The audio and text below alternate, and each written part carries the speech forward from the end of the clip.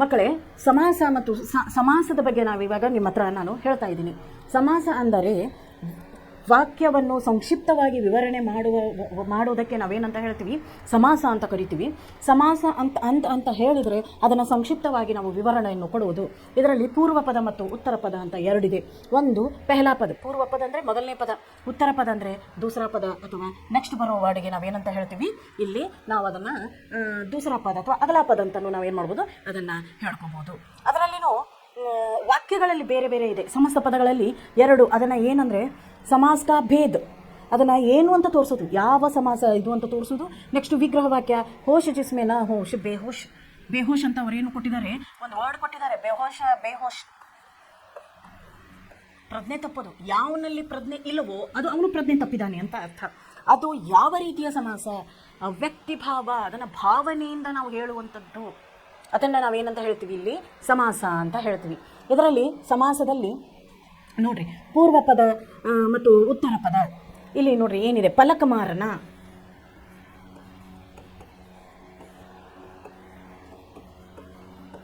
ಪಲಕಮಾರನ ಅಂತ ಕೊಟ್ಟಿದ್ದಾರೆ. ಇವಾಗ ಇದು ಪಲಕ್ ಅನ್ನೋದು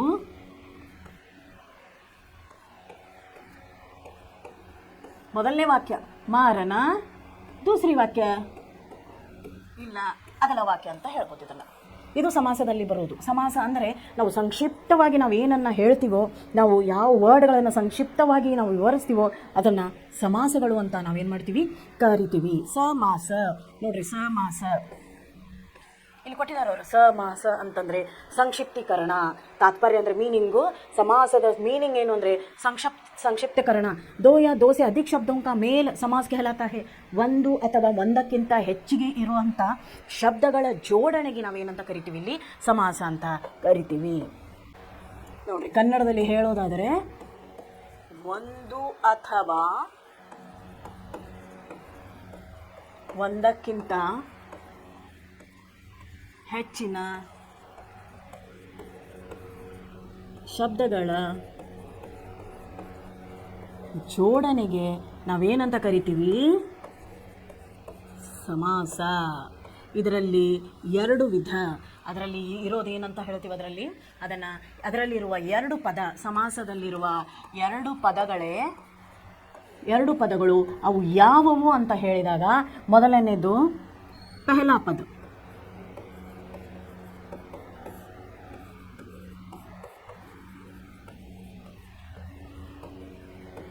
ಮೊದಲನೇ ಪದ ಅಂತ ಹೇಳಬಹುದು ಅಥವಾ ನಂತರದ ಪದ ಅಂತಲೂ ಹೇಳಬಹುದು.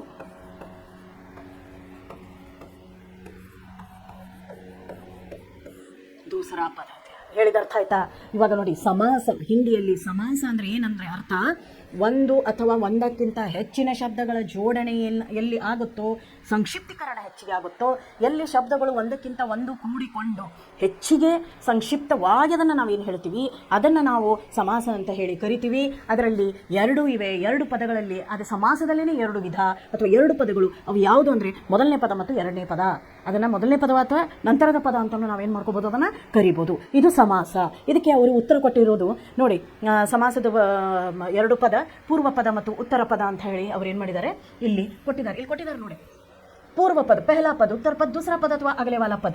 ಪಲಕ್ ಮಾರನ ಪೂರ್ವ ಪದ, ಪಲಕ್ ಉತ್ತರ ಪದ ಮಾರನ, ವಿಗ್ರಹಾಕ ಪಲಕಕ್ಕೋ ಮಾರನ. ನೋಡ್ರಿ, ಪಲಕ್ ಅಂತಂದ್ರೆ ಕಣ್ಣು ರೆಪ್ಪೆ ಹೊಡೆಯುವುದು.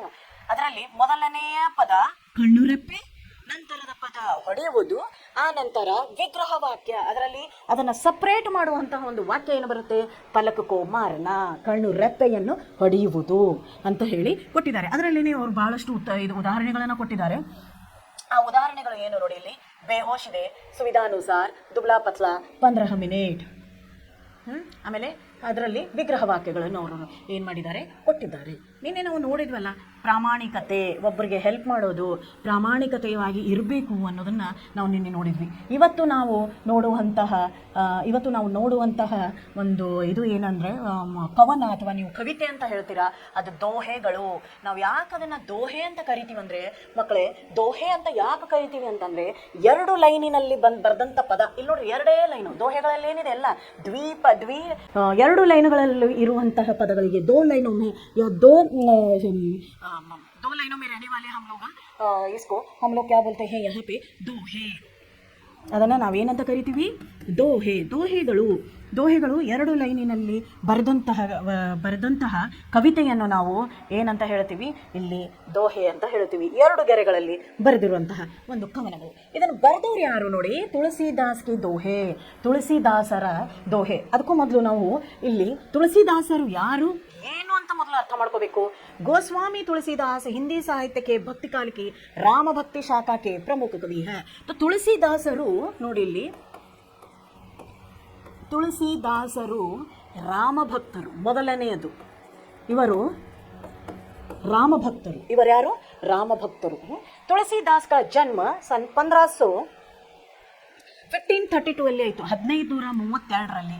ಅಂದರೆ ಅವರು ಎಲ್ಲಿ ಹುಟ್ಟಿದ್ರು, ಅವ್ರ ಜನನ ಏನು, ಇಲ್ಲಿ ಅವ್ರು ಹುಟ್ಟಿರೋದು 1532ರಲ್ಲಿ. 1532ರಲ್ಲಿ ಉತ್ತರ ಪ್ರದೇಶ. ಎಲ್ಲಿ ಹುಟ್ಟಿದ್ರು ಅವರು? ಉತ್ತರ ಪ್ರದೇಶದ ರಾಜಪುರದಲ್ಲಿ, ಉತ್ತರ ಪ್ರದೇಶದ ರಾಜಪುರದಲ್ಲಿ ತುಳಸಿದಾಸರ ಜನ್ಮ ಆಯಿತು ಅಂತ ಹೇಳ್ತಾರೆ. ತುಳಸಿದಾಸರ ಜನ್ಮ ಎಲ್ಲಾಯಿತು? ಉತ್ತರ ಪ್ರದೇಶದ ರಾಜಪುರದಲ್ಲಿ. ಉನ್ಕೆ ಪಿತಾ ಕಾ ನಾಮ್ ಆತ್ಮಾರಾಮ್ ಅವ್ರ ಮಾತಾ ಹುಲಸಿ ಥಾ. ನೋಡ್ರಿ, ತಾಯಿ ಹೆಸರೇನು? ಹುಲಸಿ.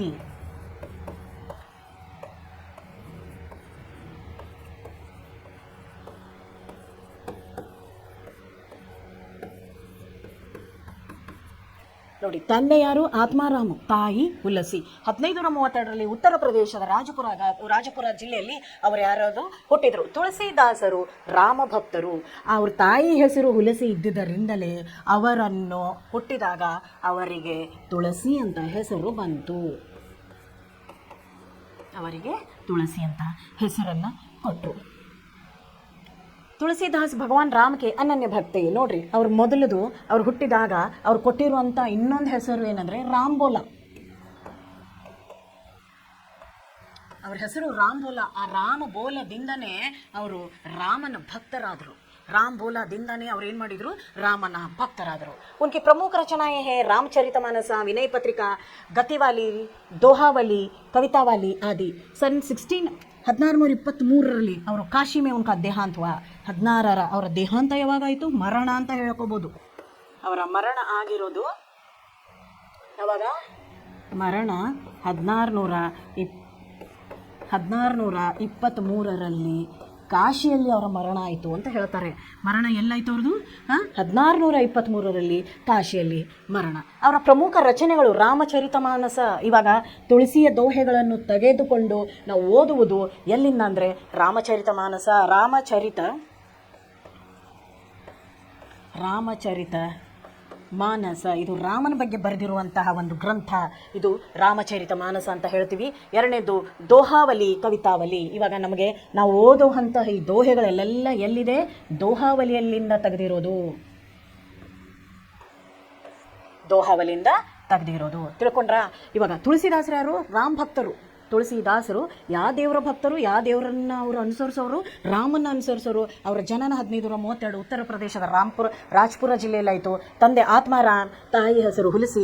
ತುಳಸಿದಾಸರಿಗೆ ತುಳಸಿ ಅಂತ ಅವ್ರ ತಾಯಿ ಹೆಸರಿಟ್ಟರು. ಅದಕ್ಕಿಂತ ಮೊದಲು ಅವರು ಹುಟ್ಟಿದಾಗ ಅವರ ಜನ್ಮದ ಹೆಸರು ರಾಮಬೋಲ.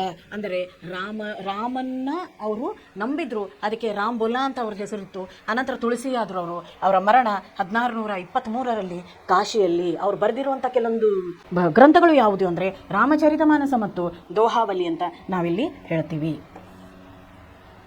ಇವಾಗ ಅರ್ಥ ಆಯ್ತಾ? ಇದಿಷ್ಟು ಅವ್ರ ಬಗ್ಗೆ. ಇನ್ನೊಂದು ನೋಡಿ, ಅವರು ಭಾವಾರ್ಥ ಏನು ಕೊಟ್ಟಿದ್ದಾರೆ.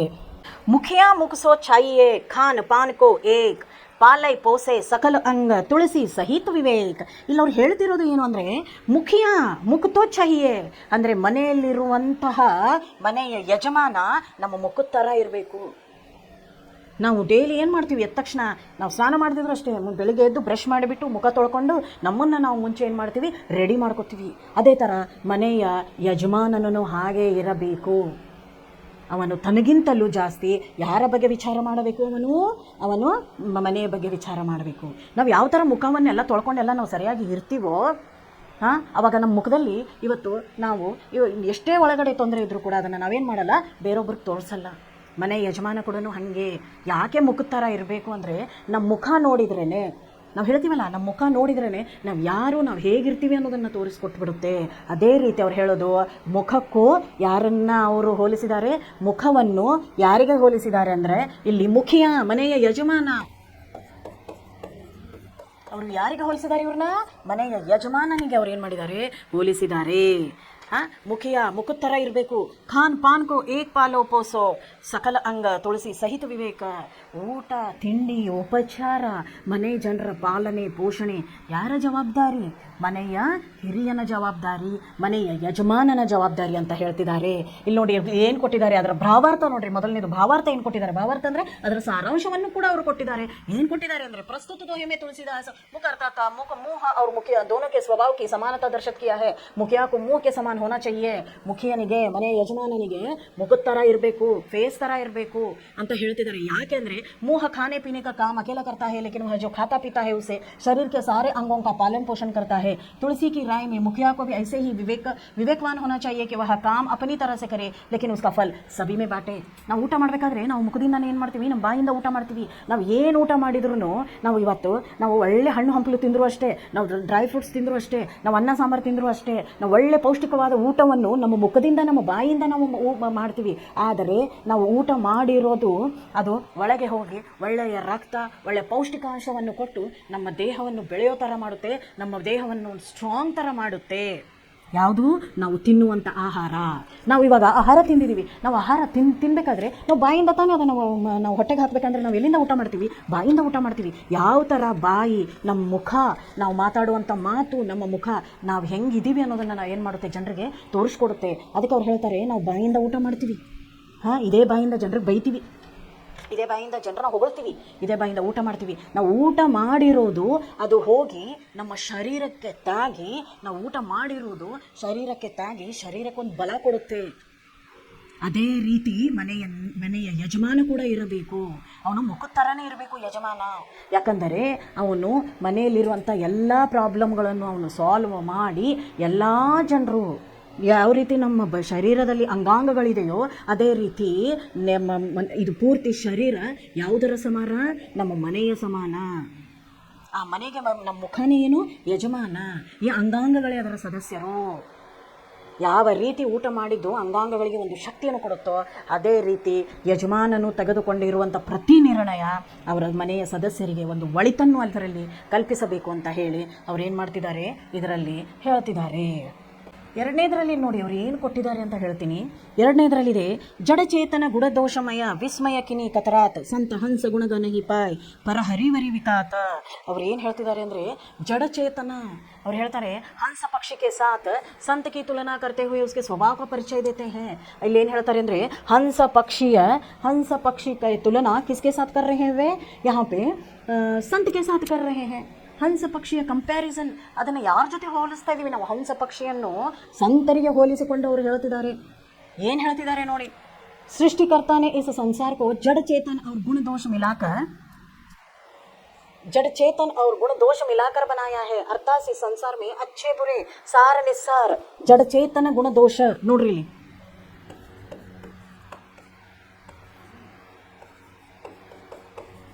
ಜಡಚೇತನ ಗುಣದೋಷ, ಜಡಚೇತನ ಗುಣದೋಷ ಅಂದರೆ ಇಲ್ಲಿ ಒಳ್ಳೆಯದನ್ನು ಮಾಡಿದ್ದಾನೆ ದೇವರು, ಕೆಟ್ಟದ್ದು ಇಲ್ಲಿದೆ. ಈ ಸಂಸಾರದಲ್ಲಿ ಏನಿದೆ? ಒಳ್ಳೆಯದು ಇದೆ, ಕೆಟ್ಟದ್ದು ಇದೆ ಅಂತ ಹೇಳ್ತಿದ್ದಾರೆ.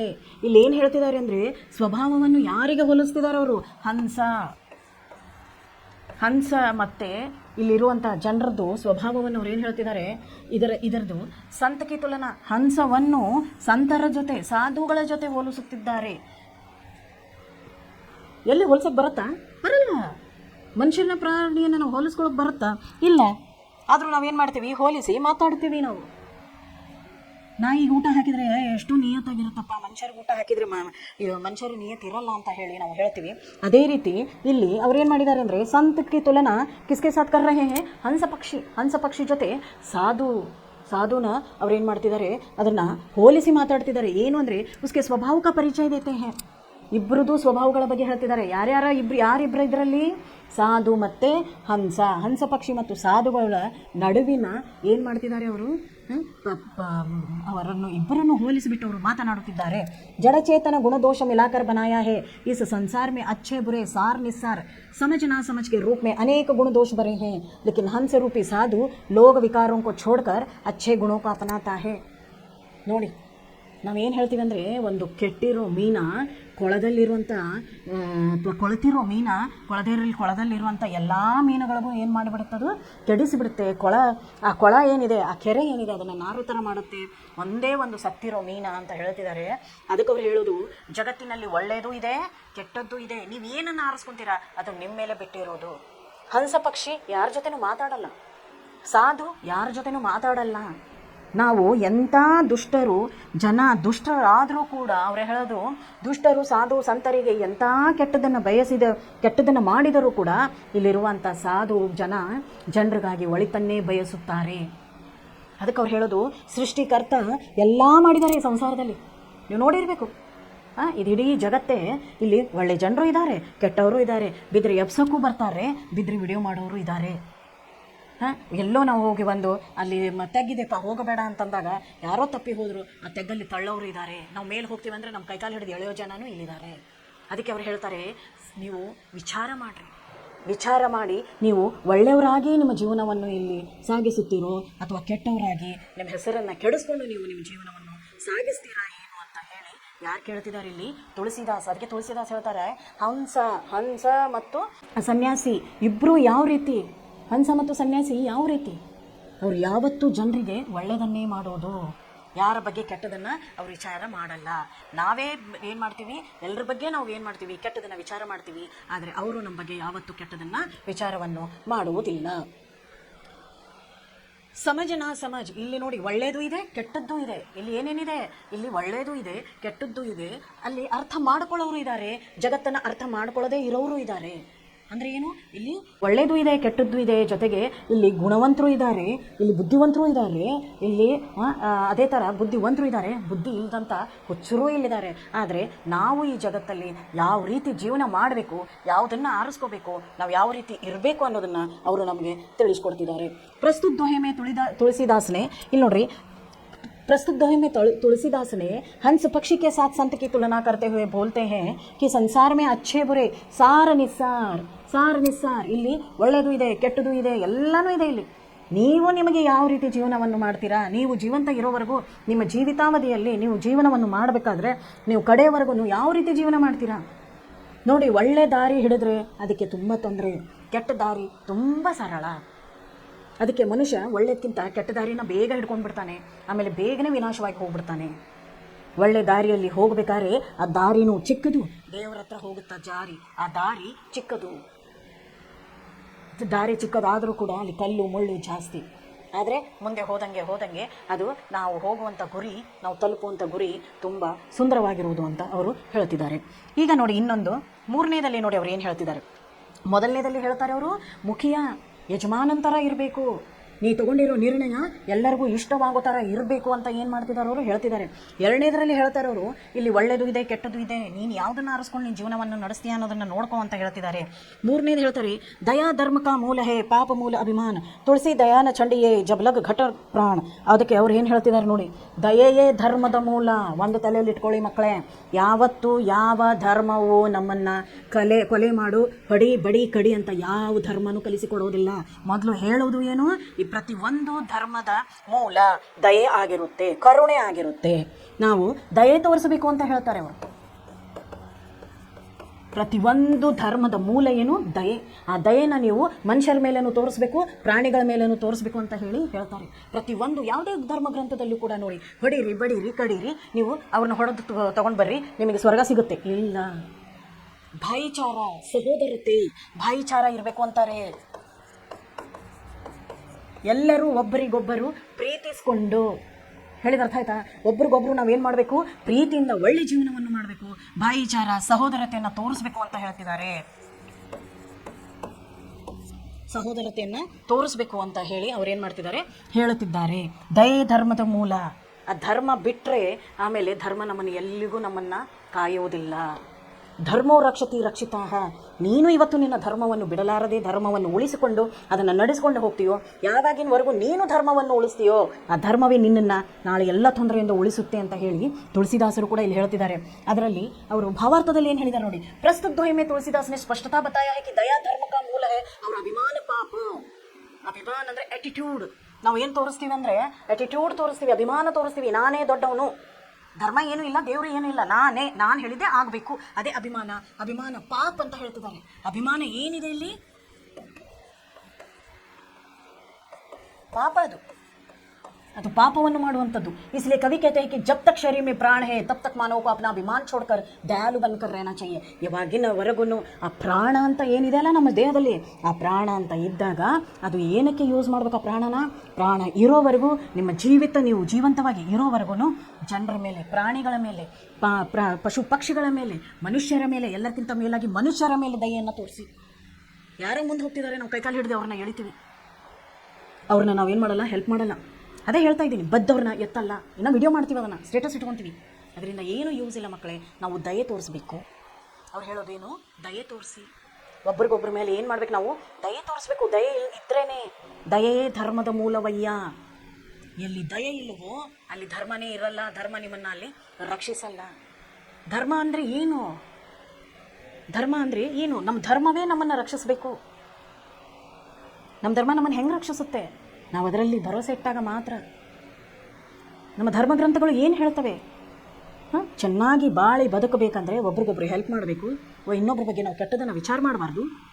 ಇನ್ನೊಬ್ಬರಿಗೆ ನಾವು ಹೆಲ್ಪ್ ಮಾಡಬೇಕು. ಅವರಿಗೆ ಯಾವುದೇ ರೀತಿಯಿಂದ ಅವರಿಗೆ ಸಪೋರ್ಟ್ ಮಾಡಬೇಕು. ಆ ರೀತಿ ನಾವು ಸಪೋರ್ಟ್ ಮಾಡಿದಾಗ ನಾವು ಮುಂದೆ ಬರ್ತೀವಿ. ನಾವು ಮುಂದೆ ಬರ್ತೀವಿ, ಬೇರೊಬ್ಬರನ್ನ ಮುಂದೆ ತರಬೇಕು. ಈರ್ಷೆ ಇರಬಾರ್ದು. ಬೇರೊಬ್ಬರನ್ನ ನೋಡಿ ಹೊಟ್ಟೆ ಕಿಚ್ಚು ಪಡ್ಕೋಬಾರ್ದು. ಎಲ್ಲಿ ಕಾಮ, ಕ್ರೋಧ, ಮದ, ಲೋಭ ಇದೆಯೋ ಅಲ್ಲಿ ಧರ್ಮ ಇರಲ್ಲ. ಅಲ್ಲಿ ಕೇವಲ ಮನುಷ್ಯ ಇರ್ತಾನೆ. ಅಲ್ಲಿ ಕೇವಲ ಮನುಷ್ಯನ ಅಹಂಕಾರ ಇರುತ್ತೆ. ನಾನೇ ದೊಡ್ಡವನು, ನಾನೇ ಎಲ್ಲ. ಯಾವಾಗ ಮನುಷ್ಯನು ಈ ಜಗತ್ತಿಗೆ ಬಂದಾಗ ಎಲ್ಲವನ್ನು ಕಂಡು ಹಿಡ್ಕೊಂಡು ಆವಾಗ ಅವನು ದೇವರನ್ನು ಸ್ಮರಿಸೋದು ಕಡಿಮೆ ಮಾಡಿಬಿಡ್ತಾನೆ. ನಮ್ಮ ಮನೆಯಲ್ಲಿ ನೋಡ್ರಿ, ಎಲ್ಲ ರೀತಿಯಂಥ ಸೌಲಭ್ಯ ಇದ್ದಾಗ ನಾವು ದೇವ್ರನ್ನ ನೆನೆಸ್ತೀವ? ಎಲ್ಲ ಕಷ್ಟ ಬಂದಾಗ ಮಾತ್ರ ನಾವೇನು ಮಾಡ್ತೀವಿ? ದೇವ್ರನ್ನ ನೆನೆಸ್ತೀವಿ. ಅದಕ್ಕೆ ಅವ್ರು ಹೇಳ್ತಿರೋದು ಏನು ಅಂತಂದರೆ, ಇಲ್ಲಿ ಅವ್ರು ಹೇಳೋದು ಏನು ಅಂತಂದರೆ, ದಯೆಯ ಧರ್ಮದ ಮೂಲವಯ್ಯ. ನೀನು ಧರ್ಮದ ಪ್ರಕಾರ ನೀನು ನಡೆ. ನಿನ್ನ ಜೀವನದಲ್ಲಿ ನೀನೇನು ಮಾಡ್ತೀಯಾ? ಮುಂದೆ ನೀನು ತುಂಬ ಒಳ್ಳೆ ವ್ಯಕ್ತಿ ಆಗ್ತೀಯಾ, ದೊಡ್ಡ ವ್ಯಕ್ತಿ ಆಗ್ತೀಯಾ. ಅದಕ್ಕೊಂದು ಸ್ವಲ್ಪ ಟೈಮ್ ಬೇಕಷ್ಟೇ. ಮುಂದೆ ಹೋಗೋಕ್ಕೆ ನಮಗೆ ಟೈಮ್ ಬೇಕು. ನಾವು ಅದನ್ನು ಮಾಡಲ್ಲ. ನಾವು ಕೆಟ್ಟ ದಾರಿನೇ ಮುಂಚೆ ಹಿಡ್ಕೊಂಡ್ಬಿಡ್ತೀವಿ. ಹಿಂಗೆ ಶಾರ್ಟ್ಕಟ್ ಬೇಕು ನಮಗೆ. ಅದಕ್ಕೆ ಹೇಳ್ತಿದ್ದಾರೆ, ಅದನ್ನು ಯಾವಾಗ ನಾವು ನಮ್ಮ ಆ್ಯಟಿಟ್ಯೂಡನ್ನು ಬಿಡ್ತೀವೋ, ಒಂದು ಅಭಿಮಾನ, ನಾನೇ ಎಲ್ಲ ಅನ್ನೋದನ್ನು ಯಾವತ್ತು ಬಿಡ್ತೀವೋ ಆವಾಗ ಅಷ್ಟೇ ನಾವು ಧರ್ಮದ ಪ್ರಕಾರ ಮುಂದೆ ಹೋಗಲು ಸಾಧ್ಯ ಅಂತ ತುಳಸಿದಾಸರು ಇಲ್ಲಿ ನಮಗೆ ಹೇಳ್ತಿದ್ದಾರೆ. ಇವಾಗ ಅರ್ಥ ಆಯ್ತಾ ಮಕ್ಕಳೇ? ಮೊದಲನೇದು ಆ ಥರ ಆಯಿತು. ಎರಡನೇದರಲ್ಲಿ ಅವರು ಏನು ಮಾಡಿದ್ದಾರೆ? ಸಂತ ಮತ್ತು ಹಂಸ ಮತ್ತು ಸಾಧು ಸಂತರ ಜೊತೆ ತಮ್ಮನ್ನು ತಾವು ಹೋಲಿಸ್ಕೊಂಡು ಅವ್ರು ಹೇಳ್ತಿದ್ದಾರೆ. ಆಮೇಲೆ ಇಲ್ಲಿ ಪ್ರಸ್ತುತ ದೋಹೆ में तुलसीदास बताया है कि दया धर्म मूल और अभिमान पाप है. ದಯೆ ಧರ್ಮದ ಮೂಲ. ಆದರೆ ನಾವೇನಲ್ಲಿ ಇಲ್ಲಿ ನಾವು ಸುಳ್ಳನ್ನು ಏನು ಹೇಳ್ತೀವೋ ಅದು ಏನು ಪಾಪ ಅಂತ ಅವ್ರು ಏನು ಮಾಡ್ತಿದ್ದಾರೆ? ಅವರು ಇಲ್ಲಿ ಹೇಳ್ತಿದ್ದಾರೆ. प्रस्तुत दोहे में तुलसीदास जी कह रहे हैं कि मनुष्य पर विपत्ति पड़ती है तब विद्या विनय तथा विवेक ही उसके साथ निभाते हैं. इल्लेन ಹೇಳ್ತಿದ್ದಾರೆ ನೋಡ್ರಿ, ತುಳಸಿ ಸಾತಿ ವಿಪತ್ತಿ ಕೋ ವಿದ್ಯಾ ವಿನಯ ವಿವೇಕ್ ಸಾಹಸ ಕೃತಿ ಸಪ್ರವೃತ್ತ ರಾಮ ಭರೋಸಾ ಏಕ್. ಅವ್ರು ಏನು ಹೇಳ್ತಿದ್ದಾರೆ? ಮನುಷ್ಯನು ಯಾವುದೇ ಪ್ರಾಬ್ಲಮ್ ಅಲ್ಲಿ ಬಂದಾಗ, ಮನುಷ್ಯನ ಮೇಲೆ ಯಾವುದೇ ಒಂದು ವಿಪತ್ತಿ ಬಂದಾಗ ಅವನು ಓದಿರುವಂತಹ ನೋಡ್ರಿ ಧರ್ಮವನ್ನು ನಾವು ನಡೆಸ್ಕೊಂಡು ಹೋಗ್ತೀವಿ. ಧರ್ಮದ ಪ್ರಕಾರ ನಾನು ನಡ್ಕೊಂಡು ಹೋಗ್ತೀನಿ, ನಾನು ಸುಳ್ಳು ಹೇಳಲ್ಲ, ಜನರಿಗೆ ಹೆಲ್ಪ್ ಮಾಡ್ತೀನಿ, ಎಲ್ಲ ಒಳ್ಳೆ ಗುಣಗಳು. ಧರ್ಮ ನಮ್ಗೆ ಕಲಿಸ್ಕೊಡೋದು ಏನು ಅಂದರೆ, ಧರ್ಮ ಏನು ಅಂದರೆ ಎಲ್ಲ ಒಳ್ಳೆ ಗುಣಗಳನ್ನು ನಾವು ಅನುಸರಿಸೋದೇ ಧರ್ಮ. ಅದಕ್ಕೆ ಅವ್ರು ಹೇಳ್ತಾರೆ, ಧರ್ಮದ ಪ್ರಕಾರ ನಡೆದವನಿಗೆ ಎಂಥ ವಿಪತ್ತಿ ಬಂದರೂ ಕೂಡ ವಿದ್ಯೆ ನಮ್ಮಲ್ಲಿ ಇರುತ್ತೆ. ನೋಡಿ, ಎಜುಕೇಷನ್ ಅಂದರೆ ಏನು? ನಮ್ಮ ಓವರ್ ಆಲ್ ಡೆವಲಪ್ಮೆಂಟ್. ಎಜುಕೇಷನ್ ಅಥವಾ ವಿದ್ಯೆ ಅಂದರೆ ಏನು? ಎಲ್ಲ ಕಡೆಯಿಂದನೂ ನಾವು ನಮ್ಮದು ಏನದು ಡೆವಲಪ್ಮೆಂಟು, ಅದು ಎಲ್ಲ ಕಡೆಯಿಂದನೂ ನಾವು ಮೇಲೆ ಬರ್ತೀವಿ. ಅದಕ್ಕೆ ವಿದ್ಯೆ ತುಂಬ ಮುಖ್ಯ, ಅಭ್ಯಾಸ ತುಂಬ ಮುಖ್ಯ. ಯಾರಾದರೂ ವಿದ್ಯೆ ಇದ್ದವನಿಗೆ ಹೇಳ್ರಿ, ಏನಾದರೂ ಇದು ಒಳ್ಳೆಯದು ಇದು ಕೆಟ್ಟದು ಅನ್ನೋದನ್ನು 5-10 ನಿಮಿಷದಲ್ಲಿ ಅವ್ನು ಹೇಳ್ಬಿಡ್ತಾನೆ. ಯಾಕೆ?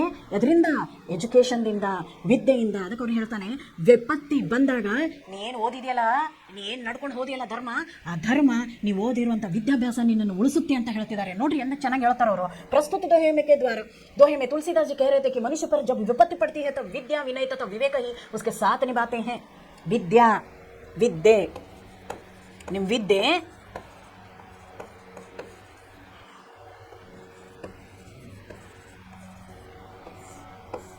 ನೋಡ್ರಿ ಅವ್ರೇನು ಹೇಳ್ತಾರೆ ಅಂತಂದರೆ, ಯಾಕೆ ನೀವು ಎಲ್ಲರೂ ಕೇಳ್ತಾರಲ್ಲ, ಯಾಕೆ ಓದಬೇಕು, ಓದೋದು ಯಾಕೆ, ಸುಮ್ಮನೆ ಹೊಲದಲ್ಲಿ ಕೆಲಸಕ್ಕೆ ಹೋಗ್ಬೋದಲ್ಲ, ಹೋಗಿ ಹೋಗಿ. ವಿದ್ಯೆ ಬೇಕು ಮನುಷ್ಯನಿಗೆ. ನೀವು ಹೊಲದಲ್ಲಿ ಒಂದು ಒಳ್ಳೆ ಬೀಜ ಬಿತ್ತಬೇಕು ಅಂದರೆ ಬೀಜದ ಬಗ್ಗೆ ಒಂದು ನಾಲೆಜ್ ಬೇಕಲ್ಲ. ಆ ನಾಲೆಜ್ ಎಲ್ಲಿಂದ ಬರುತ್ತೆ? ಒಂದು ಬೀಜ ಬಿತ್ತಬೇಕು ಅಂದರೆ ಅದಕ್ಕೆ ಬೇಕಲ್ಲ, ಇದು ಒಳ್ಳೆ ಕ್ವಾಲಿಟಿ ಬೀಜ, ಇದು ಸರಿಯಾಗಿದೆಯೋ ಇಲ್ಲೋ ಗೊತ್ತಿಲ್ಲ. ನಾವು ಏನೋ ಒಂದು ತೊಗೊಂಡು ಬರ್ತೀವಿ ಮನೆಗೆ, ಒಂದು ಸಾಮಾನು ತೊಗೊಂಡ್ಬರ್ತೀವಿ, ಅದರ ಎಕ್ಸ್ಪೈರಿ ಡೇಟ್ ನೋಡ್ತೀವಿ. ಅದೆಲ್ಲ ನೋಡೋಕ್ಕೆ ಓದೋಕ್ಕೆ ಏನು ಬೇಕು? ನಮಗೆ ವಿದ್ಯೆ ಬೇಕು. ಅದಕ್ಕೆ ಅವ್ರು ಹೇಳ್ತಾರೆ, ಅವ್ರು ಹೇಳೋದು ನೋಡಿ ಎಷ್ಟು ಚೆನ್ನಾಗಿ ಹೇಳ್ತಿದ್ದಾರೆ. ಜನ ವಿದ್ಯಾ ಬುದ್ಧಿ ಬರಬೇಕು ಅಂತ ನೋಡಿ, ಯಾವುದೋ ಮುಂಚೆ ಕಾಲದಿಂದನೇ ಹೇಳ್ತಿದ್ದಾರೆ. ವಿದ್ಯೆಗೆ ಏನು ಕೊಡಿ, ಮಹತ್ವ ಕೊಡಿ ಅಂತ ಹೇಳ್ತಿದ್ದಾರೆ. ವಿದ್ಯಾವಂತರಾಗಿ ಅಂತ ಹೇಳ್ತಿದ್ದಾರೆ. ಮುಂಚೆಯಿಂದನೂ ಬಂದಿರುವಂಥ ಸಾಧು ಸಂತರು ನೋಡ್ರಿ, ಧರ್ಮವನ್ನು ಅವರು ಕಲಿಸಿದ್ದಾರೆ ನಮಗೆ. ಧರ್ಮ ಪ್ರಕಾರ ನಾವು ಹೆಂಗೆ ನಡಿಬೇಕು ಅನ್ನೋದನ್ನು ಕಲಿಸಿದ್ದಾರೆ. ಅದ್ರ ಜೊತೆನೂ ಏನು ಕಲಿಸಿದ್ದಾರೆ ಅಂದರೆ, ವಿದ್ಯೆ ಇರಬೇಕು ಮನುಷ್ಯನಲ್ಲಿ ಅಂತ ಹೇಳ್ತಿದ್ದಾರೆ. ಯಾಕೆಂದ್ರೆ ಆ ವಿದ್ಯೆ ನಮಗೆ ಎಲ್ಲಿ ಹೆಲ್ಪ್ ಆಗುತ್ತೆ ನೋಡಿ. ವಿದ್ಯೆ, ವಿನಯತೆ, ವಿವೇಕತೆ ಇದ್ದವನು ಜಗತ್ತಿನಲ್ಲಿ ಹೆಂಗೋ ಜೀವನವನ್ನು ಮಾಡ್ತಾನೆ. ವಿದ್ಯೆ ಅಂದರೆ ಎಜುಕೇಷನ್ನು, ವಿನಯತೆ ಅಂತಂದರೆ ಸಾಫ್ಟ್ನೆಸ್, ಕರುಣೆ, ದಯೆ, ಬೇರೊಬ್ಬರ ಮೇಲೆ ದಯೆ. ಯಾರಿಗೋ ಹೆಂಗೆಂಗೋ ಬಾಯಿಗೆ ಬಂದಂಗೆ ಮಾತಾಡೋದಲ್ಲ, ಮಾತಾಡೋ ಪದ್ಧತಿ ಇರುತ್ತೆ. ನಯ ವಿನಯತೆ ಇರಬೇಕು. ನಮ್ಮ ಮಾತನಾಡುವಂಥ ಶೈಲಿಯಲ್ಲಿ ಏನಿರಬೇಕು, ನಯ ವಿನಯತೆಯು ಇರಬೇಕು ಅಂತ ಹೇಳ್ತಿದ್ದಾರೆ ಅವರು. ಅದೆಲ್ಲ ಎಲ್ಲಿಂದ ಬರುತ್ತೆ? ವಿದ್ಯೆಯಿಂದ ಬರುತ್ತೆ. ನೀವು ನೋಡಿ, ಚೆನ್ನಾಗಿ ಓದಿದವ್ರು ಹೆಂಗೆ ಮಾತಾಡ್ತಾರೆ, ಓದದೇ ಇರುವಂಥವ್ರು ಹೆಂಗೆ ಮಾತಾಡ್ತಾರೆ, ಅನಕ್ಷರಸ್ಥರು ಹೆಂಗೆ ಮಾತಾಡ್ತಾರೆ, ಅಕ್ಷರಸ್ಥರು ಹೆಂಗೆ ಮಾತಾಡ್ತಾರೆ. ಅಕ್ಷರಸ್ಥರಿಗೂ ಅನಕ್ಷರಸ್ಥರಿಗೂ ಏನು ಇದಿದೆ, ಹೋಲಿಕೆ ಮಾಡಿ ನೋಡಿ, ನಿಮಗೆ ಗೊತ್ತಾಗುತ್ತೆ ಡಿಫ್ರೆನ್ಸ್ ಏನಿದೆ ಅಂತ. ಅದಕ್ಕೆ ಅವ್ರು ಹೇಳ್ತಾರೆ, ವಿದ್ಯೆ ಬೇಕು ಮನುಷ್ಯನಿಗೆ. ಇವಾಗ ಎಲ್ಲವೂ ನಮ್ಮದು ಇವಾಗ ನಾವಿರುವಂಥ ಇದೊಂದು ಡಿಜಿಟಲ್ ವರ್ಲ್ಡ್ ಅಂತ ನಾವು ಹೇಳ್ತೀವಿ. ಈಗ ನೋಡ್ರಿ, ಇದು ನೋಡಿರುವಂತಹ ಮುಂಚೆ ಕಪ್ಪು ಬೋರ್ಡ್ ಇತ್ತು, ಇವಾಗ ಕಂಪ್ಯೂಟರೈಸ್ಡ್ ಇರುವಂತಹ ಏನಿದು ಸ್ಮಾರ್ಟ್ ಬೋರ್ಡ್. ಸುಮ್ಮನೆ ಒಂದು ಬಟನ್ ಒತ್ತಿದ್ರು ಕೂಡ ಎಲ್ಲ ಬಂದ್ಬಿಡುತ್ತೆ.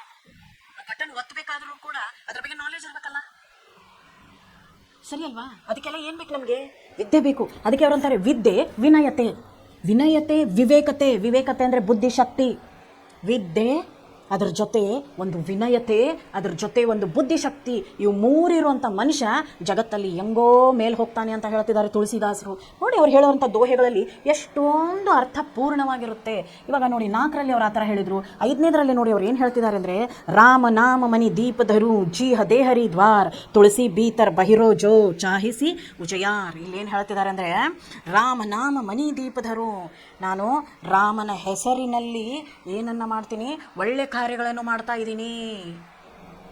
ನನ್ನ ಮನಸ್ಸು, ನನ್ನ ದೇಹ ಯಾವುದರ ಸಮಾನ? ಮನೆಯ ಸಮಾನ, ಮಂದಿರದ ಸಮಾನ. ನಾನು ರಾಮನಾಮನಲ್ಲಿ ಏನು ಮಾಡ್ತಾ ಇದ್ದೀನಿ? ನಾನು ಇವಾಗ ಅವನ ಆಸೆ, ಅವನ ಭರವಸೆಯಲ್ಲಿ ನಾನು ಒಂದು ಜೀವನವನ್ನು ಮಾಡ್ತಾ ಇದ್ದೀನಿ. ಅವನೇನು ರಾಮನಾಮನ ಹೆಸರಿನಲ್ಲಿ ನಾನೇನು ಒಂದು ಭಕ್ತಿಯ ದೀಪ ಹಚ್ಚಿದಿನೋ ಅದರ ಪ್ರಕಾಶ ಎಲ್ಲ ಕಡೆ ಏನಾಗಿದೆ? ಅದು ಹರಡಿದೆ ಅಂತ ಹೇಳ್ತಿದ್ದಾರೆ. ತುಳಸಿ ಭೀತರ್ ಬಹಿರೋ ಜೋ ಚಹಸಿ ಉಜಿಯಾರ್. ಅದಕ್ಕೆ ಅವ್ರು ಏನು ಹೇಳ್ತಾರೆ? ತುಳಸಿ ಭಕ್ತಿಯಲ್ಲೇ ಉರಿತಿದ್ದಾನೆ. ಅದು ನೋಡಿದವ್ರಿಗಷ್ಟೇ ಕಾಣುತ್ತೆ. ಇಲ್ಲಿ ಬೆಳಕು ಉರಿತಿದೆ ಅಂತ ಯಾರಿಗೆ ಕಾಣ್ತಿದೆ? ನೋಡಿದವರಿಗೆ.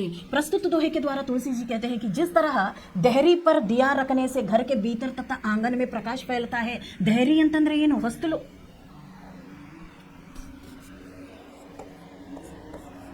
ಇವಾಗ ಮನೆಯಲ್ಲಿ ಇಲ್ಲಿ ದೀಪ ಹಚ್ಚಿದೀವಿ ಅಂದರೆ ಮನೆ ಒಳಗಡೆನೂ ಏನಾಗುತ್ತದು? ಮನೆಯ ಹೊಸ್ತಿಲಿಗೆ ನಾವು ದೆಹರಿ ಅಂದರೆ ನೋಡಿ, ಅವರು ಇದರಲ್ಲಿ ಕೊಟ್ಟಿದ್ದಾರೆ, ಅವರು ಪಿಕ್ಚರ್ ಕೊಟ್ಟಿದ್ದಾರೆ ನೋಡ್ರಿ ಮಕ್ಕಳು. ಅವರು ದೆಹರಿ ಅಂತಂದರೆ ಏನು? ಹೊಸ್ತಲು. ಮನೆಯ ಹೊಸ್ತಿಲು ಒಳಗೆ ಇಟ್ಟಿರುವಂಥ ದೀಪದ ಬೆಳಕು ಹೊರಗೂ ಕಾಣಿಸಿಕೊಳ್ಳುತ್ತೆ, ಮನೆ ಒಳಗೂ ಕಾಣಿಸಿಕೊಳ್ಳುತ್ತೆ. ತುಳಸಿ ಬೀತರ್ ಭೈರೋ ಜೋ ಚಾಹಸಿ ಉಜಿಯಾರ್. ಅದಕ್ಕೆ ಅವ್ರು ಅಂತಿದ್ದಾರೆ, ನೀವು ಒಳಗೆ ಕೂತ್ಕೊಂಡು ಬರೀ ಮನೆ ಹೊಸ್ತಿಲು ಮುಂದುಗಡೆ ಮಾತ್ರ ದೀಪ ಹಚ್ಚಿ, ಮನೆ ಒಳಗೂ ಹೊರಗೂ ಎರಡು ಕಡೆ ಅದರದ್ದೇನು ಬೆಳಕು ಆಗುತ್ತೆ. ನಾವು ಅದೇ ಥರನೇ ಇರಬೇಕು. ಇಲ್ಲಿ ಏನು ಹೇಳ್ತಿದ್ದಾರೆ ಅಂದರೆ, ರಾಮ ನಾಮ ಜಪನೆ ಸೆ ಮಾನವ ಕಿ ಆಂತರಿಕ और बाहर ಶುದ್ಧಿ ಹೋತಿ ಹೈ. ಯಾವ ರೀತಿ ದೀಪವನ್ನು ಹೊಸ್ತಿಲ ಕಡೆ ಇಟ್ಟಾಗ ಮನೆ ಹೊರಗೂ ಬೆಳಕು, ಮನೆ ಒಳಗೂ ಬೆಳಕು ಯಾವ ರೀತಿ ಬರುತ್ತೆ, ಅದೇ ರೀತಿ ಅವ್ರು ಹೇಳ್ತಿರೋದು.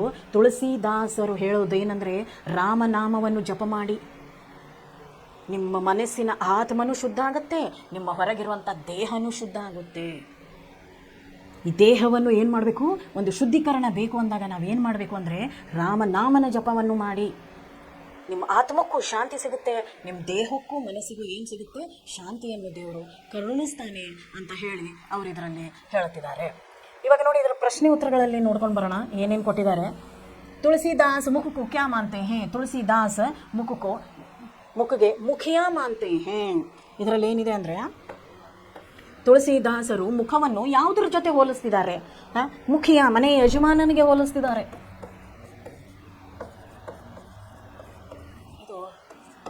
ಯಜಮಾನಿಗೆ, ಮನೆಯ ಮುಖಿಯಾ ಕೋ ಕಿಸ್ಕೆ ಸಮಾನ್ ರೇನಾ ಚಾಹಿಯೆ, ಅವನಿಗೆ ಮುಖದ ಥರ ಇರಬೇಕು ಅಂತಿದ್ದಾರೆ.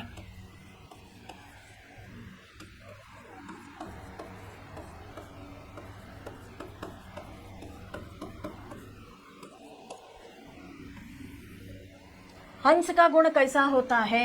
ನೋಡ್ರಿ ಇಲ್ಲಿ ಏನು ಅವ್ರು ಕೇಳ್ತಿರೋದಂದ್ರೆ ಹಂಸ ಕಾ ಗುಣ ಯಾವ ಥರ ಅಂದರೆ ಹಂಸ ಮತ್ತು ಸಾಧು ಸಂತರು ಬೇರೆಯವ್ರಿಗಾಗಿ ಏನು ಮಾಡ್ತಾರೆ, ಅವರು ಒಳ್ಳೆಯದನ್ನು ವಿಚಾರ ಮಾಡ್ತಾರೆ. ಅಚ್ಚಾ ಸೋಚನಾ,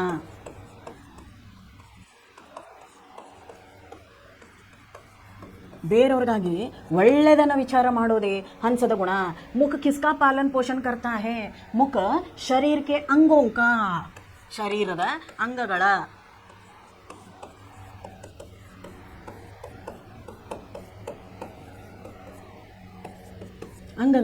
ಏನು ಮಾಡುತ್ತೆ, ಅದು ಪಾಲನ ಪೋಷಣೆಯನ್ನು ಮಾಡುತ್ತವೆ. ದಯಾ ಕಿಸ್ಕಾ ಮೂಲ ಹೇ. ಧರ್ಮಕ, ಇವಾಗಲೇ ಹೇಳಿದೆ, ದಯೆಯೇ ಧರ್ಮದ ಮೂಲ. ದಯೆ ಧರ್ಮದ ಮೂಲವಯ್ಯ, ದಯೆಯೇ ಧರ್ಮದ ಮೂಲ.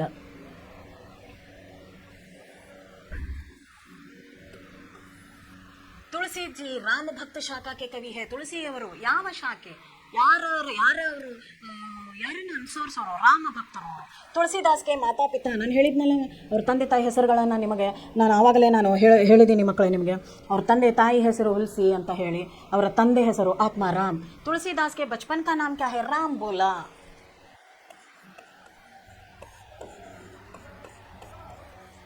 ತುಳಸಿದಾಸರ ಬಾಲ್ಯದ ಹೆಸರು ರಾಮಬೋಲ.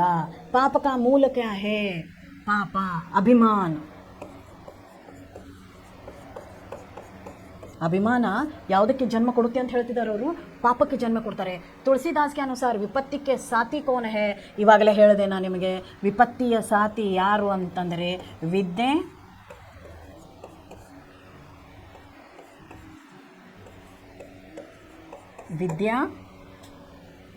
विनय विवेक. विद्या विनय और विवेक ही ಏನು ತುಳಸಿದಾಸ್ ಕೆ ಅನುಸಾರ ವಿಪತ್ತಿ ಕೆ ಸಾಥಿ. ಪ್ರಾಬ್ಲಮ್ ಬಂದಾಗ ಏನು ನಮಗೆ ಹೆಲ್ಪ್ ಮಾಡುತ್ತೆ, ನಮ್ಗೆ ಕಲ್ತಿರುವಂಥ ವಿದ್ಯೆ, ನಮ್ಮಲ್ಲಿರುವಂಥ ವಿದ್ಯಾ ಬುದ್ಧಿ, ನಮ್ಮಲ್ಲಿರುವಂಥ ಒಳ್ಳೆಯ ಗುಣ ಅಂತ ಹೇಳ್ತಿದ್ದಾರೆ.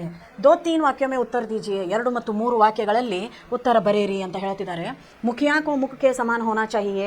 ಯಾವ ಥರ ಮುಖಿಯಾಕೋ ಮುಖಕ್ಕೆ ಸಮಾನ ಕೈಸಾ ಹೋನಾ ಚಾಹಿಯೇ. ಮುಖ ಯಜಮಾನನಿಗೆ ಯಾವ ಥರ ಇರಬೇಕು, ಮುಖ ಯಾವ ಥರ, ನಾವು ಮುಖದಲ್ಲಿ ನಾವು ಮುಖವನ್ನು ಚೆನ್ನಾಗಿ ತೊಳ್ಕೊಂಡು ನಾವು ಚೆನ್ನಾಗಿ ನೀಟಾಗಿರ್ತೀವಿ. ಯಾವ ಥರ ನಾವು ಊಟ ಮಾಡಿರೋ ಊಟ ಶರೀರಕ್ಕೆ ಅಂಟಿಕೊಂಡು ಶರೀರವನ್ನು ಬಲವನ್ನು ಪಡಿಸುತ್ತದೆ, ಅದೇ ರೀತಿ ಮುಖದ ಸಮಾನವಾಗಿ ಇಲ್ಲಿ ಯಾರು ಇರಬೇಕು ಅಂತ ಹೇಳ್ತಿದ್ದಾರೆ ಅವರು, ಮುಖಕ್ಕೆ ಸಮಾನ ಯಜಮಾನ ಇರಬೇಕು ಅಂತ ಹೇಳ್ತಿದ್ದಾರೆ. ಯಾಕಂದರೆ ಯಜಮಾನ ತಾನೇನು ನಿರ್ಣಯವನ್ನು ತಗೊಳ್ತಾನೋ ಅದು ಮನೆಯಲ್ಲಿರುವಂಥ ಎಲ್ಲ ಜನರಿಗೆ, ಎಲ್ಲ ಸದಸ್ಯರಿಗೂ ಅನ್ವಯಿಸಬೇಕು. ಅವರಿಗೆ ಅದು ಸಮಾಧಾನಕರವಾದಂಥ ಒಂದು ನಿರ್ಣಯವಾಗಿರಬೇಕು ಅಂತ ಅವರು ಹೇಳ್ತಿದ್ದಾರೆ. ಮನುಷ್ಯಕ್ಕೆ ಹಂಸಿಗೆ ಥರ ಕ್ಯಾ ಕರ್ನಾ ಚಾಹಿಯೇ. ಮನುಷ್ಯನಿಗೆ ಹಂಸದ ಥರ ಇರಬೇಕು ಅಂತ ಹೇಳ್ತಿದ್ದಾರೆ ಅವರು. ಮನುಷ್ಯನಿಗೆ ಹಂಸದ ಥರ ಏನಕ್ಕೆ ಇರಬೇಕು ಅಂತ ಹೇಳಿದರೆ, ಮನುಷ್ಯನಿಗೆ ಹಂಸದ ಥರ ಇರಬೇಕು. ಯಾಕಂದರೆ ಸಂಸಾರದಲ್ಲಿ ಒಂದು ಒಳ್ಳೆಯದು ಇದೆ, ಒಂದು ಕೆಟ್ಟದ್ದು ಇದೆ. ಅವುಗಳು ಎರಡನ್ನೂ ನಾವು ಸರಿದೂಗಿಸ್ಕೊಂಡು ಹೋಗಬೇಕು. ನಾವು ಯಾವತ್ತೂ ಒಳ್ಳೆ ದಾರಿಯಲ್ಲೇ ನಡಿಬೇಕು. ಇಲ್ಲಿ ಒಳ್ಳೆಯವರು ಇದ್ದಾರೆ, ಕೆಟ್ಟವರು ಇದ್ದಾರೆ. ಒಳ್ಳೆಯವರು ಮತ್ತು ಕೆಟ್ಟವರು ಇಬ್ಬರೂ ಇದ್ದಾರೆ. ಇಬ್ಬರು ಇದ್ದಾಗ ನಾವು ಯಾವ ಥರ ಜೀವನವನ್ನು ನಡೆಸಬೇಕು, ನಾವು ಒಂದು ಒಳ್ಳೆಯವರಾಗೇ ನಡೆಸಬೇಕಾ ಅಥವಾ ಕೆಟ್ಟವ್ರದಾಗೂ ನಡೆಸಬೇಕಾ ಏನು ಅಂತ ಹೇಳಿ ತುಳಸಿದಾಸರು ಅದರ ಬಗ್ಗೆನೂ ತುಂಬ ಒಳ್ಳೆಯ ತಮ್ಮ ವಿಚಾರವನ್ನು ಪ್ರಕಟವನ್ನು ಮಾಡಿದ್ದಾರೆ. ಅದರ ಜೊತೆಗೆ ಮನುಷ್ಯಕ್ಕೆ ಜೀವನ ಮೇ ಪ್ರಕಾಶ ಕಬ್ಬು ಫೈಲಾತಾ ಹೇ. ನೋಡ್ರಿ, ಮನುಷ್ಯನ ಜೀವನದಲ್ಲಿ ಪ್ರಕಾಶ ಯಾವಾಗ ಬರುತ್ತೆ, ವಿದ್ಯೆಯನ್ನು ಅರಿತಾಗ. ಯಾವಾಗ ನಾವು ವಿದ್ಯೆಯನ್ನು ಕಲಿತು ನಮ್ಮ ವಿದ್ಯಾಬುದ್ಧಿಯಿಂದ, ನಮ್ಮ ಬುದ್ಧಿಯಿಂದ ನಾವು ಕೆಲಸ ತಗೋತೀವೋ ಆವಾಗ ಮನುಷ್ಯನ ಜೀವನವು ತುಂಬ ಚೆನ್ನಾಗಿ ಇರುತ್ತೆ ಅಂತ ಹೇಳಿ ಅವ್ರೇನು ಮಾಡ್ತಿದ್ದಾರೆ ಹೇಳ್ತಿದ್ದಾರೆ. ಇನ್ನೊಂದೇನು ಹೇಳ್ತಿದ್ದಾರೆ ಅಂತಂದರೆ, ನಾವು ಯಾವ ಥರ ಇರಬೇಕು ಅಂತಂದರೆ, ಹೊಸ್ತಿಲ ಮೇಲಿರುವಂತಹ ದೀಪದ ಥರ. ಹೊಸ್ತಿಲ ಮೇಲಿರುವಂಥ ದೀಪ ಅದು ಹೊಸ್ತಿಲದ ಹೊರಗಡೆನೂ ದೀಪ ಕೊಡುತ್ತೆ, ಬೆಳಕನ್ನು ಕೊಡುತ್ತೆ. ಹೊಸ್ತಿಲದ ಒಳಗಡೆ ಇರುವಂಥ ಜನರಿಗೂ ಬೆಳಕನ್ನು ಕೊಡುತ್ತೆ. ನಾವು ಅದೇ ರೀತಿ ಇರಬೇಕು. ಯಾಕಂದರೆ ನಮ್ಮಲ್ಲಿ ದೇವರು ಮುಂಚೆನೇ ವಿದ್ಯಾ ಬುದ್ಧಿ ವಿವೇಕ ಎಲ್ಲವನ್ನೂ ಕೊಟ್ಟಿದ್ದಾನೆ. ನಾವು ಮನುಷ್ಯರಾಗಿ ಹುಟ್ಟಿದ್ದೀವಿ, ನಮಗೆ ಗೊತ್ತು ಏನು ಒಳ್ಳೆಯದು ಏನು ಕೆಟ್ಟದ್ದು. ಅದನ್ನೆಲ್ಲ ನೋಡಿಕೊಂಡು ಒಂದು ಒಳ್ಳೆ ದಾರಿಯಲ್ಲಿ ಕರುಣೆ ತೋರಿಸ್ಕೊಂಡು ನಡಿಬೇಕು ಅಂತ ತುಳಸಿದಾಸರು ನಮ್ಗೆ ಏನು ಮಾಡ್ತಿದ್ದಾರೆ, ಅವರು ನಮಗೆ ಆಗ್ರಹವನ್ನು ಮಾಡ್ತಿದ್ದಾರೆ. ತುಳಸಿದಾಸರು ನಮ್ಗೆ ಅದನ್ನು ತಿಳಿಸಿ ಕೊಡ್ತಿದ್ದಾರೆ.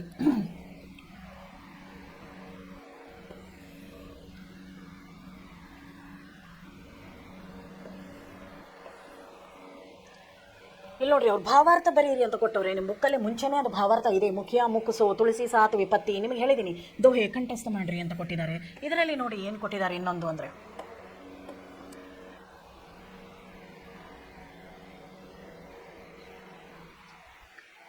ಇಲ್ಲಿ ನೋಡ್ರಿ, ಜೋಡ್ ಕರ್ಲಿಕ್ಕೆ ಅಂತ ಹೇಳಿ ಕೊಟ್ಟಿದ್ದಾರೆ ಅವರು. ಇನ್ನೊಂದು ಮುಖಿಯ ಮುಕ್ಸೋ ಚೈಯೆ, ಅದನ್ನು ನೀವು ಪೂರ್ತಿ ಅದನ್ನು ಬರಿಬೇಕಾಗುತ್ತಲ್ಲಿ.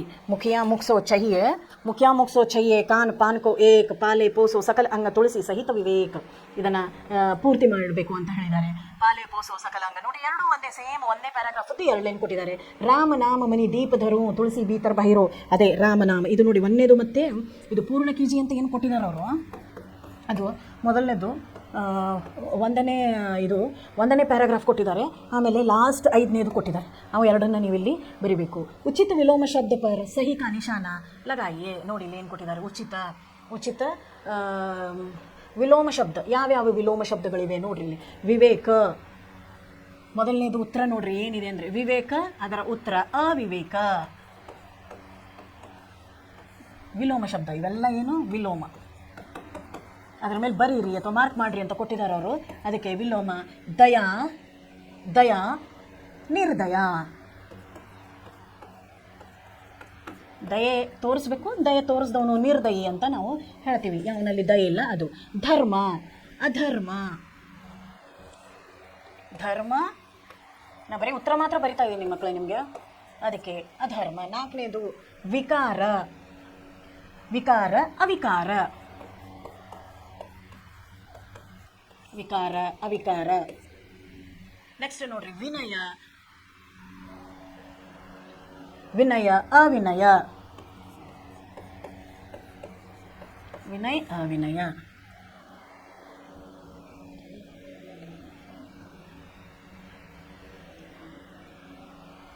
ದಯಾ ಧರ್ಮ ಆಯ್ತಲ್ಲ. ನೋಡ್ರಿ ಮಕ್ಕಳೇ, ಇವಾಗ ನಾನೇನು ಹೇಳ್ತಾ ಇದ್ದೀನಿ ಅಂದರೆ ನಿಮಗೆ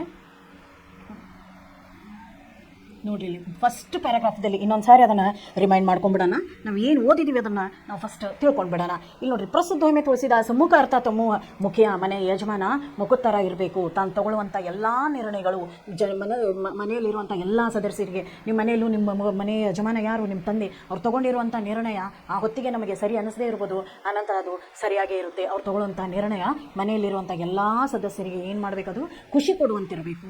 ಖುಷಿ ಕೊಡುವಂಗಿದ್ದಾಗ ಮಾತ್ರ ನಾವು ಅದನ್ನು ಏನು ಮಾಡ್ಬೋದು, ಖುಷಿ ಕೊಡೋಂಗಿದ್ದಾಗ ಮಾತ್ರ ನಾವು ಅದನ್ನು ಒಪ್ಕೊಳ್ತೀವಿ ಅಂತ ಅವ್ರು ಹೇಳ್ತಿದ್ದಾರೆ. ಅದೇ ಥರ ಶರೀರಕ್ಕೆ ಸಾರೆ ಅಂಗಕ್ಕೆ ಪಾಲನ್ ಪೋಷಣ್ ಕರ್ತಾ ಹೇ, ನಾವು ಚೆನ್ನಾಗಿ ಊಟ ಮಾಡಿರೋದು ಬಾಯಿಂದ ನಾವೇನು ಊಟ ಮಾಡ್ತೀವಿ, ನಮ್ಮ ಮೂದಿಂದ ಅಪ್ನಿ ಮೂಸೆ ಹಮ್ ಲೋಗ್ ಜೋ ಭಿ ಬಾತ್ ಕರ್ತೆ ಹೇ, ನಮ್ಮ ಬಾಯಿ ಥರ ಇರಬೇಕು ಅಂತ ಹೇಳ್ತಾರೆ ಅವರು.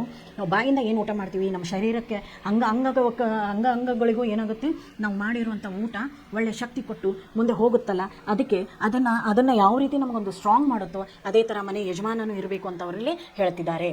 ಅದಾದ ನಂತರ 2ನೇದರಲ್ಲಿ ಅವ್ರು ಏನು ಹೇಳ್ತಿದ್ದಾರೆ, ನಮ್ಮನ್ನು ನಾವು ಹಂಸ ಪಕ್ಷಿ ಮತ್ತು ಸಾಧುಗಳಂಗಿರಬೇಕು, ಹಂಸ ಪಕ್ಷಿ ಮತ್ತು ಸಾಧುಗಳ ಥರ ಇರಬೇಕು, ಬೇರೆಯವರಿಗೆ ನಾವು ಹೆಲ್ಪ್ ಮಾಡಬೇಕು. ಆಮೇಲೆ ನಾವು ಇಲ್ಲಿ ಜಗತ್ತಿಗೆ ಬಂದಿದ್ದೀವಿ, ಆದರೆ ಈ ಜಗತ್ತಲ್ಲಿ ಒಳ್ಳೆಯದಿದೆ ಕೆಟ್ಟದಿದೆ, ಒಳ್ಳೆಯದೂ ಇದೆ ಕೆಟ್ಟದೂ ಇದೆ ಅಂತ ಬೇರೆ ಬೇರೆ ಗುಣ ಇರುವಂಥ ಜನಗಳು ಇದ್ದಾರೆ. ಇಲ್ಲಿ ಕಳ್ಳತನನೂ ಮಾಡ್ತಾರೆ, ಕೆಲವೊಬ್ರು ಕಳ್ಳತನ ಮಾಡೋಲ್ಲ, ಒಳ್ಳೆ ಗುಣವೂ ಇದೆ. ಅದೇ ರೀತಿ ಅದನ್ನೆಲ್ಲವನ್ನು ನಾವು ನೋಡ್ಕೊಂಡಿರ್ತೀವಿ. ಎಲ್ಲ ದೋಷಗಳನ್ನು ನೋಡಿಕೊಂಡ ಮೇಲೂ ನಾವು ಈ ಸಂಸಾರದಲ್ಲಿ ಯಾವ ರೀತಿ ಜೀವನ ಮಾಡಬೇಕು ಅನ್ನೋದನ್ನು ನಮಗವರು ಕಲಿಸ್ಕೊಟ್ಟಿದ್ದಾರೆ. ಆ ಗುಣಗಳನ್ನೆಲ್ಲ ಬಿಟ್ಟು ಒಳ್ಳೆ ದಾರಿಯನ್ನು ಹಿಡ್ಕೊಂಡಾಗ ನಮಗೆ ಸ್ವರ್ಗ ಸಿಗುತ್ತೆ ಅಂತ ಹೇಳ್ತಿದ್ದಾರೆ. 3ರಲ್ಲಿ ನೋಡಿ ಅವ್ರು ಏನು ಹೇಳ್ತಿದ್ದಾರೆ, ತುಳಸಿದಾಸರು ಹೇಳ್ತಿದ್ದಾರೆ ದಯಾ ಧರ್ಮಕ ಮೂಲ ಹೇ. ನಾನೇ ಹೇಳ್ತಾ ಇದ್ದೀನಿ, ಯಾವ ಧರ್ಮ ಬಡಿ ಅಂತ ಕಲಿಸಲ್ಲ, ದಯೆಯೇ ಧರ್ಮದ ಮೂಲ. ಪ್ರತಿಯೊಂದು ಧರ್ಮ ಏನು ಕಲಿಸುತ್ತೆ ಅಂದರೆ ಮನುಷ್ಯರ ಮೇಲೆ, ಪ್ರಾಣಿ ಪಕ್ಷಿಗಳ ಮೇಲೆ, ಒಂದು ಜೀವಜಂತುಗಳ ಮೇಲೆ ನಮಗೇನು ಮಾಡಬೇಕು, ದಯೆಯನ್ನು ತೋರಿಸ್ಬೇಕು ಅಂತ ಹೇಳ್ತಿದ್ದಾರೆ. ಅದಕ್ಕೆ ಅವ್ರು ಅಂತಾರೆ ದಯೆಯ ಧರ್ಮದ ಮೂಲ.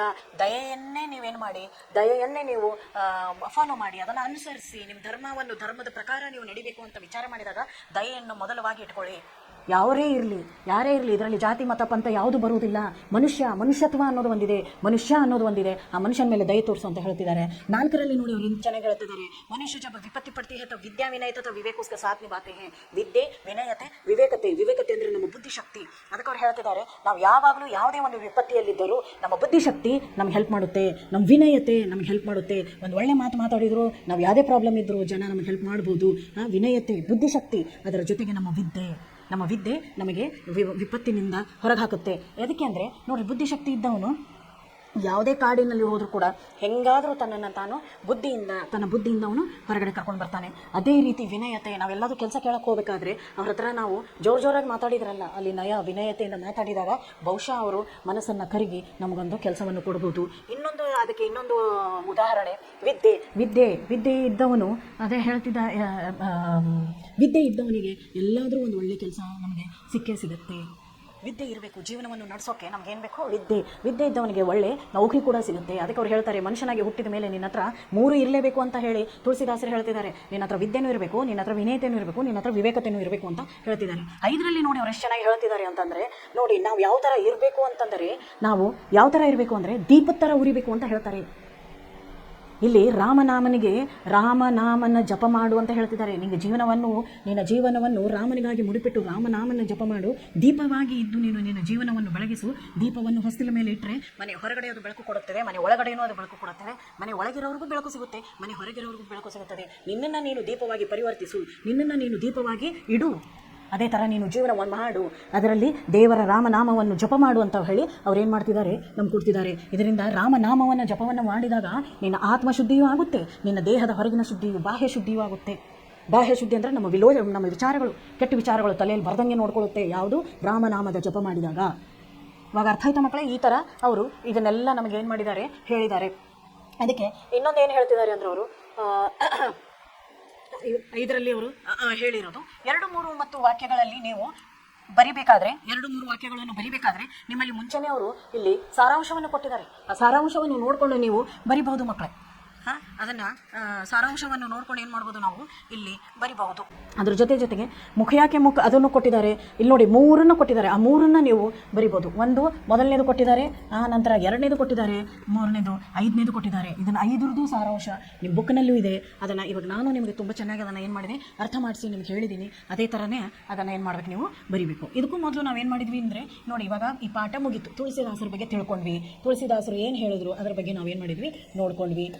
ಆದ ಮೇಲೆ ಇವಾಗ ನಾವು ಯಾವುದ್ರ ಬಗ್ಗೆ ಇಲ್ಲಿ ನಾವು ಕಲ್ತಿದ್ದೀವಿ, ಸಮಾಸದ ಬಗ್ಗೆ. ಸಮಾಸ ಅಂದರೆ ಸಂಕ್ಷಿಪ್ತೀಕರಣ, 2 ಅಥವಾ ಹೆಚ್ಚಿಗೆ ಶಬ್ದಗಳು ಸೇರಿಕೊಂಡು ಸಂಕ್ಷಿಪ್ತವಾಗಿ ನಿಮಗೆ ಕೊಡುವಂಥ ಒಂದು ಅರ್ಥವನ್ನು ನಾವೇನಂತ ಕರಿತೀವಿ, ಇಲ್ಲಿ ಸಮಾಸ ಅಂತ ಕರಿತೀವಿ. ಸಮಾಸದಲ್ಲಿ 2 ಪದಗಳಿವೆ. ಮೊದಲನೇದು ಪಹಲಾ ಪದ, ಪೂರ್ವ ಪದ ಅಂತೀವಿ. ಪೂರ್ವ ಪದ ಅಥವಾ ಮೊದಲನೇ ಪದ ಅಂತಲೂ ನಾವೇನು ಮಾಡ್ತೀವಿ, ಅದನ್ನು ಕರಿತೀವಿ. पहला है पूर्व पद और दूसरा आता है बाद में का पद, या तो अगला पद हम लोग उसे बोलते हैं या दूसरा पद भी हम उसे कह सकते हैं. ಕೊಟ್ಟಿದ್ದಾರೆ. ಅದಕ್ಕೆ ಸಮಾಸದ ಬಗ್ಗೆನೂ ನಾನು ನಿಮಗೆ ಇವತ್ತು ನಿಮಗೆ ಅದನ್ನು ತಿಳಿಸ್ಕೊಟ್ಟಿದ್ದೀನಿ. ಅದರಲ್ಲೂ ನೋಡಿ ಪೂರ್ವ ಪದ, ಮೊದಲನೇ ಪದ ಮತ್ತು 2ನೇ ಪದ ಇವಿಷ್ಟು ನೀವು ತಿಳ್ಕೊಂಡ್ರೆ ಸಾಕು. ಅದು 2 ಸಾಕು. ಸಮಾಸದಲ್ಲಿರುವಂಥ 2 ಪದಗಳನ್ನು ಬರೀರಿ ಅಂತ ಕೊಟ್ಟಾಗ ನೀವು ಪೂರ್ವ ಪದ ಬರೀಬೇಕು. ಆನಂತರ ಮೊದಲನೇದು, ಇದು 2ನೇದು ಪೂರ್ವ ಪದ, ಇದು 2ನೇದು ದೂಸರ ಪದ ಅಂತ ಬರೆದು ಬಿಡಬೇಕು. ದೂಸರ ಪದ ಕೊಡ್ತಾರೆ. ಇಷ್ಟನ್ನು ಅವರು ನಿಮಗೆ ಅಲ್ಲಿ ಕೇಳಬಹುದು. ಆಮೇಲೆ ಅದರಲ್ಲಿ ಅವರು ಉದಾಹರಣೆಗೆ ಮಾತಾ ಪಿತಾ ಕೊಟ್ಟಿದ್ರು. ನಡುವೆ ನಾವು ಮಾತಾ ಆರ್ ಪಿತಾ, ಇಲ್ಲಿ ನಾವು ಸಮಾಸವನ್ನು ಸೇರಿಸ್ಬಿಟ್ವಿ.